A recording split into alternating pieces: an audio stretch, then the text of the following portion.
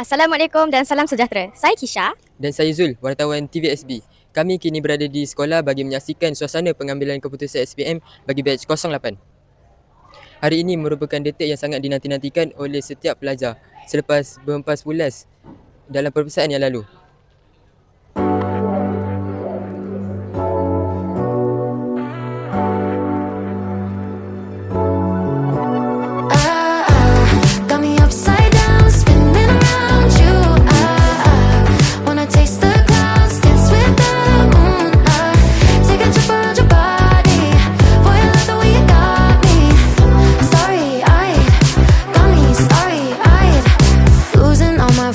Bersama saya, Aiman Hadif.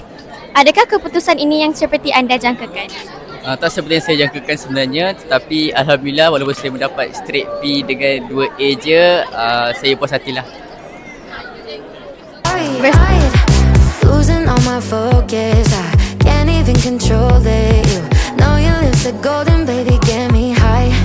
Bersama saya Arif Syafi. Apakah perasaan anda selepas menerima keputusan SPM?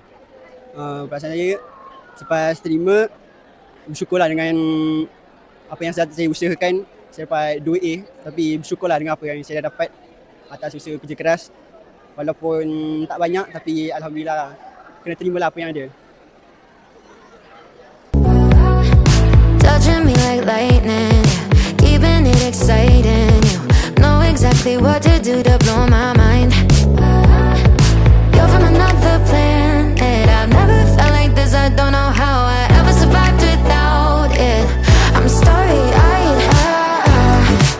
Bersama saya, Puan Mona dan Tuan Syukur. Apakah perasaan anda apabila mengetahui keputusan anak anda pada hari ini?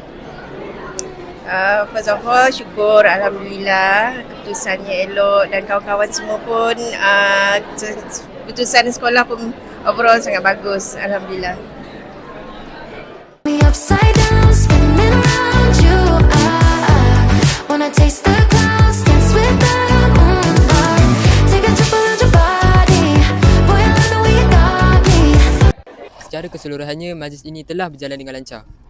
Diharapkan semua pelajar batch 08 terus berusaha dan tidak mudah berputus asa dalam mengejar cita-cita masing-masing.